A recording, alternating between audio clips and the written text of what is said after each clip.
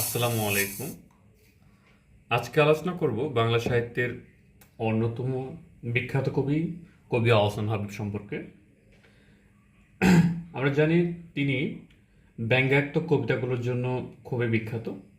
তো আমরা প্রথমে তার কাব্যগ্রন্থ সম্পর্কে জানব। কবি আহসান হাবীব অনেকগুলো কাব্যগ্রন্থ রচনা করেছিলেন, সেগুলো সম্পর্কে আমরা এখন জানার চেষ্টা করব।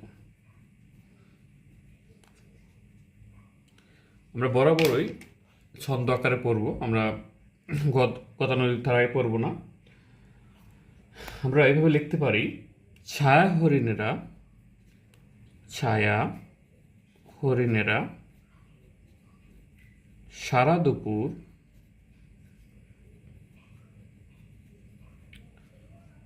দুপুর আশায় বসে থাকলো যে বসে থাকলো যে রাত্রি শেষে কিছু একটা আসবে। কি আসবে? রাত্রি শেষে চৈত্র মাস আসবে বা চৈত্র আসবে। তাহলে লাইনটি কি দাঁড়ালো? ছায়া হরিণেরা সারা দুপুর আশায় বসে থাকলো যে রাত্রি শেষে চৈত্র আসবে। খুবই ইজি টেকনিক। হরিণেরা সারাটা দুপুর অপেক্ষায় আছে, কি হবে? রাত্রি শেষ চৈত্র মাস আসবে। তো আমরা এখন কাব্যগ্রন্থ মিলাবো, দেখি। রাত্রি শেষে, বা প্রথমটাই শুরু করি, ছায়া হরিণেরা। এখানে হবে ছায়া হরিণ একটা পেলাম। তারপর হচ্ছে সারা দুপুর, দুটো কাব্যগ্রন্থ পেলাম। তারপর হচ্ছে আশায় বসতি থেকে আশায়, তিনটা পেলাম। তারপর হচ্ছে রাত্রি শেষে চারটা পেলাম।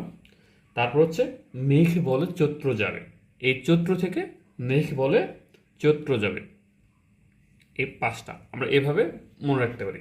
কি তাহলে? ছায়া হরিণের থেকে ছায়া হরিণ, সারা দুপুর হুবহু মিল। আশায় থেকে আশায় বসতি, আশায় থেকে কি?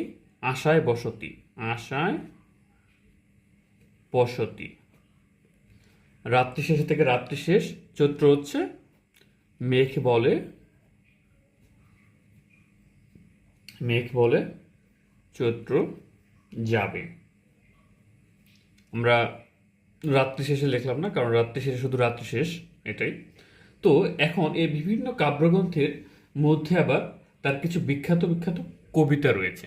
তো আমরা কবিতাগুলো সহজে মনে রাখতে পারি, সেগুলো আমরা এখন লিখব। এটা আরো সুন্দর রোমান্টিক একটা লাইন আসবে, আমরা দেখি। মেঘনা পাড়ের ছেলে, কোন পাড়ের ছেলে? মেঘনা নদী পাড়ের ছেলে। মেঘনা পাড়ের ছেলে, মেঘনা পাড়ের ছেলে জোনাকিকে, একটা মেয়েকে, মেঘনা পাড়ের ছেলে জোনাকিকে মেলাতে, একটা মেলা বসছিল, সেই মেলাতে আসার জন্য ধন্যবাদ দিল। অর্থাৎ আমরা বুঝতে পারতেছি মেঘনাভারের ছেলে হয়তো জোনাকিকে আগে ইনভাইট করেছিল মেলা আসার জন্য। সেজন্য যখন জোনাকি যখন মেলাতে আসলো তখন কি করলো? ধন্যবাদ দিল। অর্থাৎ মেঘনাপাড়ের ছেলে জোনাকিকে মেলাতে আসার জন্য ধন্যবাদ দিল। এখন আমরা কবিতাগুলো মিলাবো। মেলা, না প্রথম থেকে মিলাই। প্রথমটা হচ্ছে মেঘনাপাড়ের ছেলে, এর একটা কবিতা, বিখ্যাত কবিতা। তারপর হচ্ছে জোনাকিরা, জোনাকিকে থেকে হবে কি? জোনাকিরা, জোনাকিকে মানে জোনাকিরা। ওকে। তারপর হচ্ছে মেলা থেকে কি হবে? মেলা থেকে মেলা, তার অন্যতম একটি বিখ্যাত কবিতা মেলা। তারপর হচ্ছে ধন্যবাদ হবো, তাহলে 1 2 3 4, এই আমরা 4টা বিখ্যাত কবিতা পেলাম। অর্থাৎ আমরা কাব্যগ্রন্থ এবং কবিতাগুলো খুব সহজেই ছন্দ আকারে, বা ছন্দ বলবো না, এগুলো হচ্ছে লাইন আর কি, সুন্দর গোছানো লাইন, আমরা এইভাবে মনে রাখতে পারি। কাব্যগ্রন্থ হচ্ছে ছায়া হরিণেরা সারা দুপুর আশায় বসে থাকলো যে রাত্রি শেষে চৈত্র আসবে। ধারাবাহিকতা, আমি যে আপনাদেরকে ছন্দগুলো দেখাই সেগুলো কিন্তু একটা ধারাবাহিকতা থাকে, অর্থাৎ অধারাবাহিক কোনো কিছু আমি ছন্দ আকারে বা এভাবে লিখি নাই। একটা ক্রমপর্যায়ে থাকবে। যেমন ছায়া হরিণেরা সারা দুপুর আশায় বসে থাকলো রাত্রি শেষে, অর্থাৎ দুপুরের পর কি রাত্রি, রাত্রির পর কি চৈত্র আসবে। আবার এখানেও দেখেন মেঘনা পাড়ের ছেলে জোনাকিকে দেখছে, দেখে কোথায় দেখছে, মেলাতে দেখছে, মেলাতে আসার জন্য ধন্যবাদ দিচ্ছে পরবর্তীতে। এটা ক্রম থাকবে, এভাবে আপনার খুব সহজেই মনে রাখতে পারেন। তো আমরা জানি আফসানা আফরিদির দুটি বিখ্যাত উপন্যাস রয়েছে, একটা হচ্ছে অরণ্য নীলিমা, অরণ্য নীলিমা, অরণ্য নীলিমা, আরেকটি হচ্ছে রানী খালের সাঁকো, রানী খালের সাঁকো। এই তো আমাদের আহসান হাবিব পড়া শেষ।